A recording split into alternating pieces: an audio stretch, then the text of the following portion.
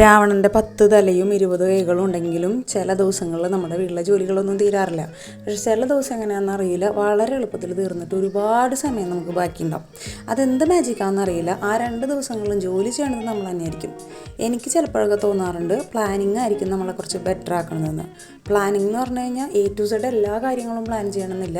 പക്ഷേ എന്താണ് നമുക്ക് വേണ്ടതെന്നുള്ള ചെറിയൊരു ഐഡിയ ഉണ്ടെങ്കിൽ നമുക്ക് അന്നത്തെ കാര്യങ്ങൾ കുറച്ച് എളുപ്പമായിരിക്കും.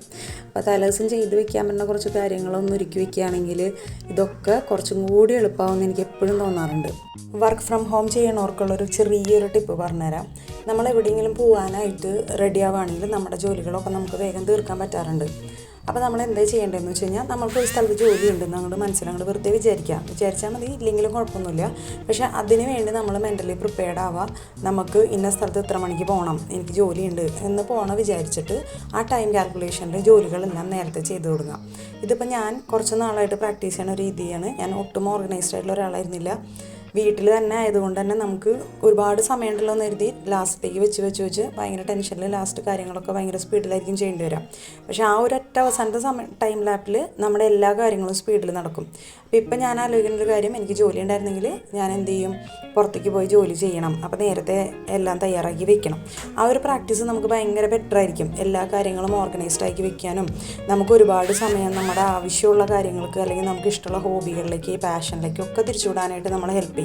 ഇപ്പോൾ വീട്ടിലിരിക്കണവർക്കും വേറെ ജോലികളില്ലാതെ സ്കിൽ അപ്ഡേഷൻ ആഗ്രഹിക്കുന്നവർക്കൊക്കെ ഒരുപാട് ഹെൽപ്ഫുള്ളാണ്.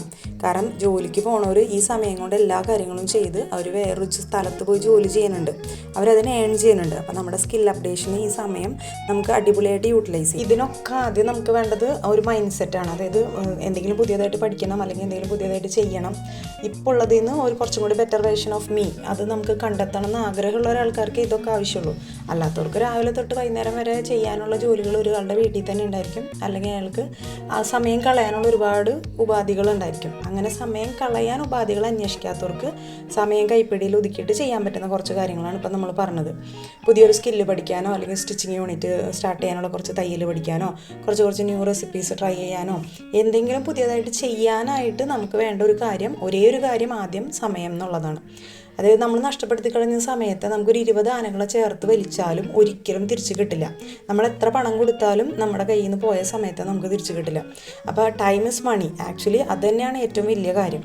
അപ്പോൾ ഇതിനൊക്കെ വേണ്ടി നിങ്ങൾ നിങ്ങളുടെ സമയത്ത് ഒന്ന് ഓർഗനൈസ് ചെയ്യുക. എല്ലാവർക്കും 24 മണിക്കൂർ തന്നെയാണുള്ളത്, എനിക്കും നിങ്ങൾക്കൊക്കെ. അപ്പോൾ ആരാണത് വൈസായിട്ട് യൂസ് ചെയ്യണേ അവരായിരിക്കും 2026 സൂപ്പർ.